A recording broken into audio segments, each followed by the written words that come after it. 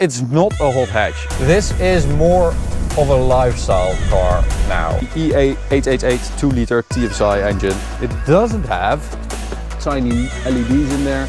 Nothing, literally nothing.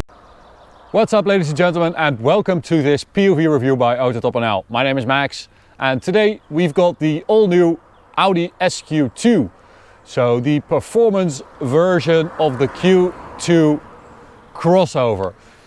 And of course there are a lot of these crossovers, these performance crossovers coming this year, because the crossover became so popular that a lot of brands started making them, and of course then customers want a fast version of that popular crossover. So now we get these hot cross models, as I dubbed them in my Seat, no, not Seat Max, it's a Cupra Ateca review.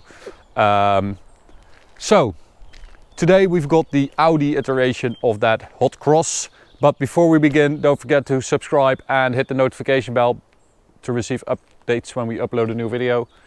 And follow us on Instagram at AutoTopNL. So today we've got a very nice spec. As you can see, Ara blue with some polished aluminium parts, some black parts, some really nice wheels with red brake calipers.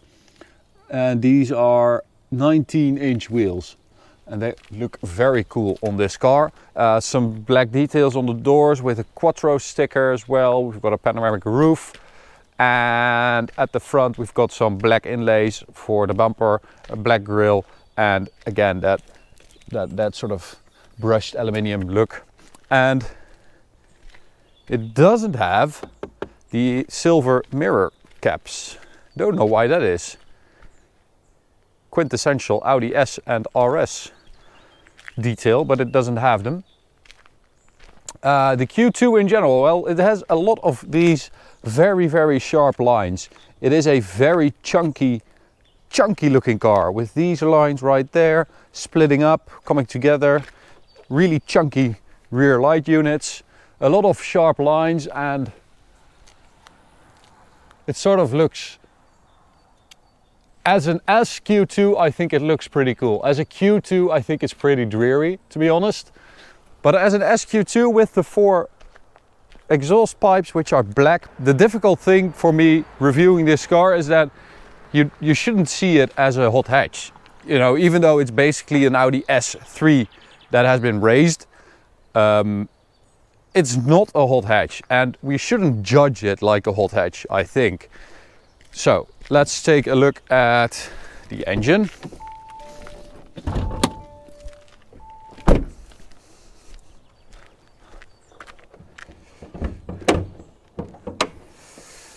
In here we've got the EA888 2-liter TFSI engine with 300 horsepower, 400 newton meters, 0 to 100, 4.8, top speed 250 kilometers an hour.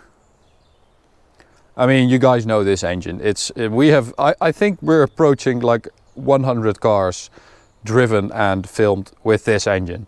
It's ridiculous, but it works, does the job. Sorry, it's a little bit of a mess here, but I just wanted to show you guys the rear space, because this is a crossover, so it is a little bit more spacious than an Audi S3, but this seat is forward almost entirely, so this is not representative. That is, and that is not that much space. And the cool thing is, between the different competitors within the Volkswagen group, is that for the same price, so in the Netherlands that's 60,000 euros, starting at 60,000 euros, you can get this, or you can go for a Cupra Ateca, or you can go for the Skoda Kodiaq RS with the 240 horsepower bi-turbo diesel engine. So within the group you can really see how they are positioned. You know, at Audi you get this little small crossover type thing. At Seat you get a bigger one, still a crossover, but it's a lot bigger actually, because Martijn could sit behind me. And if you go to Skoda, of course you lose a bit of horsepower, but you gain a lot of space because that Kodiaq is absolutely massive. So it's fun to see for the same price within the group. The interior, well, I have to say that it is getting a little bit dated. Of course, this is basically an A3 interior, and the A3 is at its end almost. This SQ2 has a long way to go still with that A3 interior. So it feels a little bit dated, but you do get this new stuff with lights in it. I don't know if you can see that, but there are some tiny LEDs in there that stretch across the dashboard and down here as well. We've got a nice S steering wheel, and as I said, panoramic roof. We've got these leather and Alcantara sport seats. It's not bad at all. As I said, it is basically an Audi S3 that has been lifted. So let's see if it feels like that as well. We'll go for dynamic mode. We're already in dynamic mode. Gearbox in sport, no, manual. And let's see what happens if we throw it into this corner.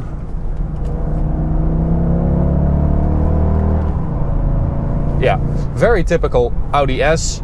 It does the job. It is very, very neutral and has a lot of grip, is very composed, but you don't feel anything. I mean, nothing, literally nothing. Not through your brake pedal, not through the steering wheel, not through your seat, literally nothing. So even compared to an Audi S3, this feels different. It feels like they have engineered every last bit of feedback and excitement out of it. And that's what I meant when I said you shouldn't view this as a hot hatch. It's not meant to be a hot hatch that has been lifted. It's meant to be a crossover that's fast. And I think that the guys at Audi really understand their customers. They really know what they want and what they need from their car, which is the badge, which is probably the most important thing, the S badge. They need quad exhaust tips, and they need something that's fast in any circumstance. So they need something that they can just belt down the highway in the rain. They don't need something that's exciting for a road like this. So that is very noticeable that they really just engineered the crap out of it to make sure that, you know, you don't get any sense of excitement, or, you know, for us that's excitement. For a lot of people, if you start losing grip or if you feel that your front wheels are struggling, that's not a good feeling. So I think you have to also look at how those people view a car. Sound-wise, it's also a little bit less intimidating than an S3. There are not a lot of pops and bangs or on the overrun, on the downshift. It's there in the distance, but, and I'm stealing this from the person we borrowed the car from at JC Baarse in Aalsmeer. He said it sounds a bit like a 718 Boxster or Cayman Porsche, which I kind of agree with. It sounds a little bit darker than usual, a little bit more of an intake sound. Yeah, I don't hate it. It's not bad.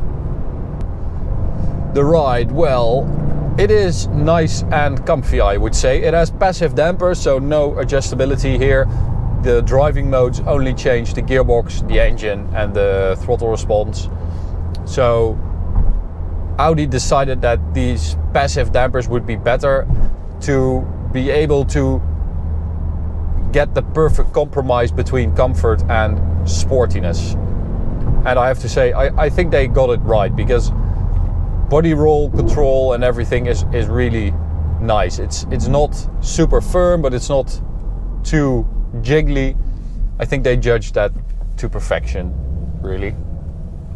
The fact that you can get, for the same price, within the same group, two cars that are so much bigger and that basically offer so much more, just tells me that Audi really knows that people buy these cars for their badge, because you're just spending 60 grand on a tiny crossover. Here in the Netherlands it's 60 grand. But you can get two other options that are way bigger. Okay, let's forget the Kodiaq. You can get the Cupra Ateca, which offers pretty much the same drivetrain and a lot more space for the same price. So this is more of a lifestyle car now. These S cars, these Audi S badges have deteriorated in value. It's no longer the sub-performance label, it's the lifestyle label. People buy these cars because they want a badge and because they want something fast. It's no longer about the S badge in the past, you know, something that was about performance and that was relatively obtainable. And it was sort of a stepping stone towards an Audi RS. But I feel like now, also with the new Audi S7 and S6, with those diesels, it went from 450 to 350 horsepower, and it's not even as powerful as a BMW M550D from like 2013 or 2012. So it's no longer about performance for the S badges, it's about lifestyle, it's about the badge. And I think that in this, again, you really feel that, because it's just so disconnected. It's just about having a fast Audi. And I think that's kind of a sad thing. On the other hand, it's, you know, it's a great car. I have to be honest, it is a very, very, very good car. It is quick, it sounds pretty nice. It's just that for a guy like me who enjoys driving on a B road, it's just not fun at all. So that's it, guys, for this review. I hope you enjoyed it. You can subscribe by clicking the big button in the middle. You can also check out this POV review or go check out this playlist. We've made a lot of them, so go watch some more if you like. And I'll see you at the next one. Bye.